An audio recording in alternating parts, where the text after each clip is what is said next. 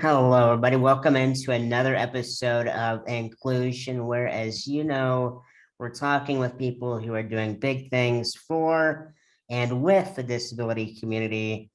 Today, we are talking with an author, a member of the Autism Council of Society, a big podcast host, I'd say. The show is in her background. It's Sarah Bradford, or as you may know her as S.J. Childs. Thank you so much, Sarah, for joining us. Oh, it's such a pleasure Appreciate to it. be here, Ryan. I'm just so honored that you got in touch with me. And yeah, I'm looking forward to bringing value to your show as much as I can. Yeah, we before I hit the record button, we were talking about the 96 podcast episodes you've done. I don't think I've done that many, but who knows?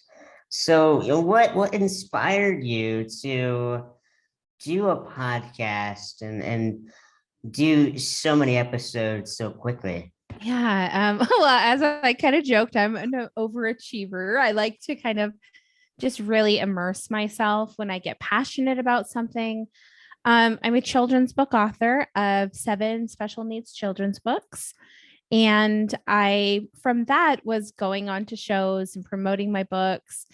And I had so many wonderful, encouraging other hosts, podcast hosts, that led me to, really build up the confidence to start my own show and to really start paving a new path for me in the advocacy world. I think it was really important for me to have a louder voice and to try to help educate parents because it's great that children can get counseling and services, but sometimes parents don't get the training that they deserve and could really help them. So I really like to be helpful and bring resources and education to families and parents. So it's been an amazing journey. And I think that I was just so excited. I was reaching out to all of these guests, and everybody was saying yes, they'd be interested. And so I just was my calendar was just filling up. And it took a little bit to kind of figure out, okay, 6 episodes in one day is way too much. That is a lot, yes. So I finally fine tuned it. And, now I do my calendar's open just for, slots during the week. And so now it's a little bit more organized. But it was really great because being a podcaster, you'd think that, I might have loved podcasts before this. The truth is, I had never seen one or listened to one truthfully, other than one that I had been a guest on. And I had no idea how even to go about doing a podcast. How would I, figure out the episodes? How would I figure out kind of the layout of the show and things like that? And one thing that is so true to me today and every day is that I run off passion. And so the more I have a list in front of me, the worse I can, I cannot focus. Like I'm just constantly refocusing at my energies. But when I'm in it and I'm in a great conversation, it flows and everything comes. So it's just so amazing that not only have I been able to, bring education and value to my listeners and viewers, but also the personal growth that it's given me to turn around from a stay-at-home mom who, was just running errands all day and things to really taking time for like self-care and doing my hair and getting ready for a video. And I just found this new love for myself and this new appreciation. And then the community started to see it. And that's when it really is just like sinks in and you're like, okay, I'm doing something big here. It's working. Yeah, no, it is clearly working. You talk about all the lessons you would like parents to learn through your podcast. You recently released your conversation with Temple Grandin. What do you want your listeners to learn from your conversations? I really want them to understand that when we view humans as humans and we give kindness, grace, and gratitude before anything else, we foster these relationships throughout the community and throughout friendships and family that are what we need to set in motion for a kinder, more inclusive, more understanding society. And it starts with children. It starts with the minds that we mold by example and that we give guidance to. And that starts with parents. And that has to be done through learning how to expand your current way of parenting or thinking especially when it's your first child, because you've never done it before. And so sometimes I like to say, look at the way you were parented. What do you want to bring to the table? What do you not want to bring into this, child's life? How did you feel about these situations? And today's world is so much more flexible in that we can do homeschool, we can have diet, changes or sensitivities met with respectfulness and things out in the community. And so I think it's important that we just really teach our parents and our communities how to communicate with one another. And that just takes coaching on both ends, I think. And so that's kind of where, I've is my mission. And it's just been such a growing journey with how many people I've been able to reach and discuss things with like this, how many minds I've been able to explore and celebrate with neurodiversity. So yeah, it's more than I could have ever asked for. Yeah, no, I'm really glad you're doing that and having these conversations. I think, parenting styles are changing and adapting as the needs of our community, the disability community, are changing as well. And Yeah. so, as you're talking with these people, is there one lesson you've really grabbed from your conversations that has just kind of transformed your perspective on parenting or just building relationships? Yeah, I'll say two. There's two important Two. things that I Wow. have. Overachiever. Just kidding. Number one, I would say is going back to that humanity that, no matter I recently had the pleasure of having a Food Network judge on the show that is involved in autism advocacy. And he, said to me, no matter where I'm at in the world, no matter what country I'm in or what community or village, there's things that are still like the main foundations of family, sitting down, eating dinners together, making sure their children are safe. There's just these things that we don't really consider or take for granted, that are happening all over the world on this global, mass scale. And it all comes back down to humanity and being human to one another. I would say the next thing that is really important that I learned along this journey is the way I try to advocate or speak for my family. I can't speak for others' families or other individuals, and I would never want to try to do that. I want everyone to have their own voice. And if I can help raise that or be that, I would love to do so. And one thing that I had a wonderful conversation with a trans adult who is also disabled. I want to say, well, I don't want to get it wrong, so I'm not going to disclose what his disability is because I don't have it on the forefront of my mind. But one thing he taught me that was so just overwhelming was I had this idea and had approached other parents with the idea that when you get a diagnosis from your child, like it's okay to have this quote unquote grieving process. And he brought to attention to me how devastating that was for him.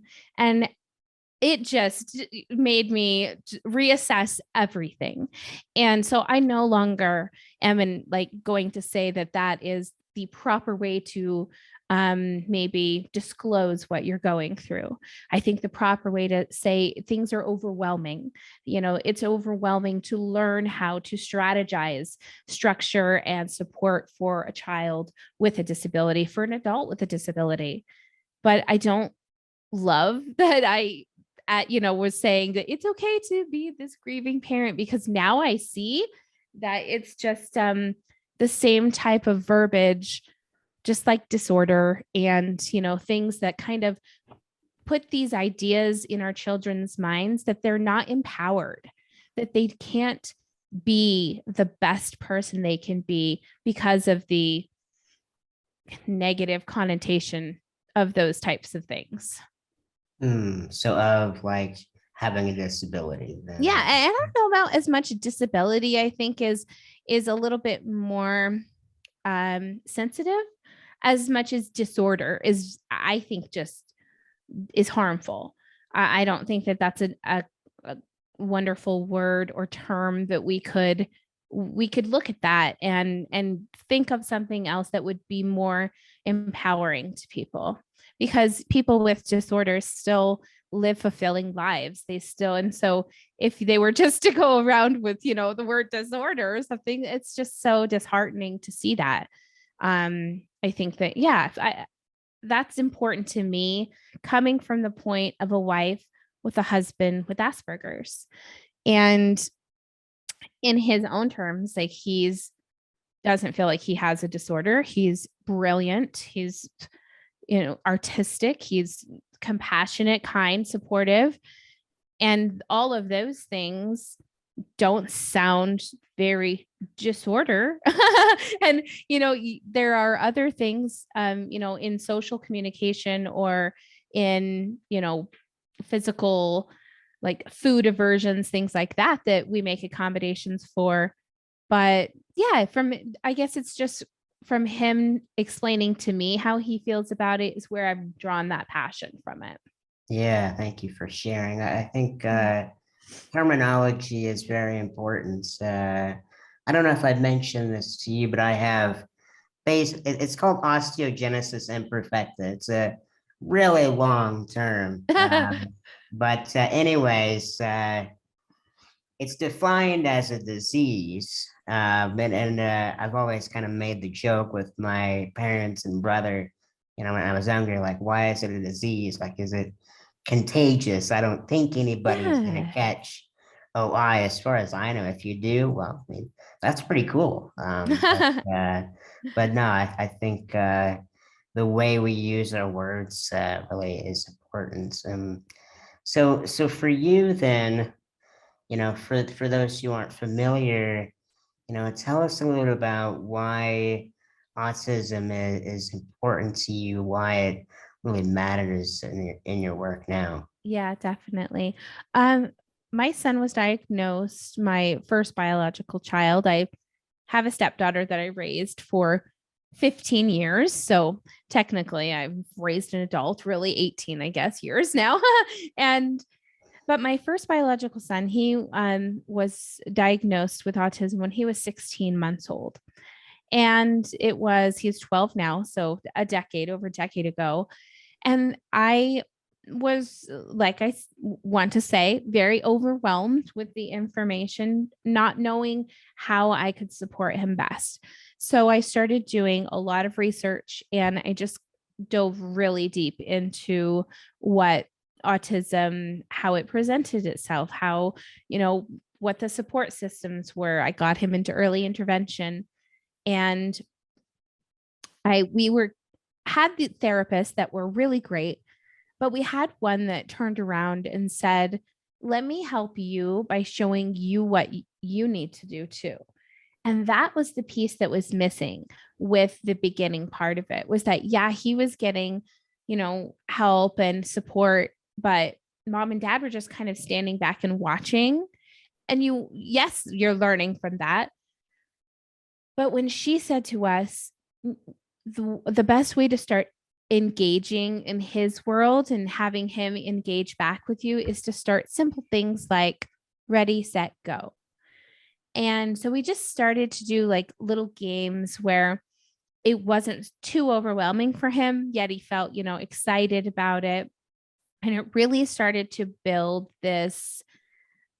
We want to be in your worlds, we want you to be here in our world with us, because that was something that was a big disconnect when he was a baby and when he was in his early toddler phases. And it's funny when people would come over and they'd say, I think he just doesn't like me. He doesn't look at me, or doesn't, I don't think he likes me. And for the longest time, everyone just said, oh, he doesn't like me. He doesn't like me. And I was like, of course, that's not what it is, but excuse me, not knowing enough about autism myself, like I had no idea. So being able to learn about it, it was clear to me right away that I had to also teach the preschool teachers he was going to be going to school with. I had to teach my own family members how to understand him. And it was this huge process that I realized there's just not enough information. There's not enough go to, now there's tons, like there's so much now a decade later, but it was very limited back then. And so I, was very immersed in learning and everything. And at the time, we didn't know that my husband, he hadn't been diagnosed. So we had no idea that we were clearly accommodating for autism already. And so it was so interesting. So 5 years later, our son is verbal. He was nonverbal till about 3.5, and then he started speaking. But it was about 5 years later that my husband, we realized that he had Asperger's as well. And so that was a whole new perspective. And I could look at how he was raised, how people treated him, his interactions in relationships, the accommodations I made for him not wanting to go to restaurants and be around people that were eating because it was disgusting, and that was I spent my whole life going to restaurants. And so for me to make that accommodation, it was just okay, that's fine, whatever, it's lot healthier at home anyways. And so we've kind of adapted to that, and that's been wonderful for our family. But I just was able to look at all and see, okay, now I understand my son's food aversions and why he can't even sit at the table while we're eating. He's like, oh I can't even be here. And it made me so much more flexible, I think. And I said, okay, here I am accommodating this man for now it's 18 years. And, and I can make these same accommodations for my child and meet him where he's at, rather than having expectations for him to come to a level that is, unattainable for somebody without the skills. Yeah. Wow. Those are really good lessons to share with people. And then as you're learning all these things, create a podcast, you have written books, you also sell various products, correct? Yeah. I created autism vehicle safety kits is what they're called. And I wish I had one in front of me. Basically, it is a personal profile of the individual who has whatever kind of needs that they need to have met, along with a sticker that goes onto your vehicle or home that displays there is an individual with autism in the vehicle or in this home, and there is a personal profile for emergency responders to find out those specific needs. Because never want to have a situation in an emergency response where they don't have that information. And if it is at all available to be had, that is so important for them to be able to say, okay, this is a nonverbal child. It also has like a communication board in it that shows different styles of communicating with a nonverbal autistic individual, and also masks, earplugs, and fidget toys so that if it is a child, or many adults like fidgets too, I certainly like them. So just to help keep that individual calm and kind of have something to keep them feel like they have a little bit more control in the situation. So I think it's really important for those things to be available to the public. And yeah, I generally had done fundraisers and I've sent out about 100 kits across the nation. And so they are available on my website. And it's such a great um, alert system to have in place for those unfortunate, events you never want to happen. Yeah, yeah, of course. No, very, very good. Okay, well, I've really enjoyed talking with you, Sarah, and I think I would be doing everybody a disservice if we didn't talk about the real estate thing you've also gotten into, correct, with hospitals Yeah. advocating for various rooms. So tell me about that. Tell Yes, us that about that. is one of the most exciting things in work. I'm in a project right now. So I contacted our local children's hospital, and me and a real estate agent who does autism real estate to help moving families with autism, and she builds sensory rooms. So we went to the hospital and said, we'd love to turn one of your emergency rooms into a more sensory friendly atmosphere, as well as help train your staff and other members. I'm of course heading up the parenting section of that, and she's going to do more of the staff training so that we can really have a great system in place where families know what they need to do when they come to the emergency department, and be able to communicate the correct ways of their child's needs to the staff, with the staff being able to understand those needs and put them into place for that child as well. So they have said yes. We're working very hard on getting the room ready. And an amazing thing that happened in the Temple Grandin interview was that she suggested we turn as many things translucent as possible, so that the inner workings of the thermometer, of the whatever things, can be seen and a little bit more understandable for people on the spectrum. And I thought that that was just such a brilliant idea. So we did take that idea to them as well, and they'll work with it as well as they can. But it's going to be amazing to be a part of that and help change a huge traumatic experience that, yeah, we none of us want to have to go through with our children at the emergency room. Right, right. No, it's never fun to be at the emergency room Oh anyway. my gosh. I hadn't mentioned also have a 10-year-old. She was just diagnosed about 8 weeks ago. She has dyslexia and ADHD and autism. And so here, another 10 years of a person that I've been looking directly at and still hadn't recognized the presentation. And she, just like her dad, has Asperger's, which I know isn't on the DSM, but it was so funny because my husband and I, when she was diagnosed, thought, oh my gosh, should we have a party, make cake, and welcome to the autism family, and she just felt so much, I think, more understood, closer to her dad and her brother, this unique, special relationship that it's created. So yeah, kind of funny.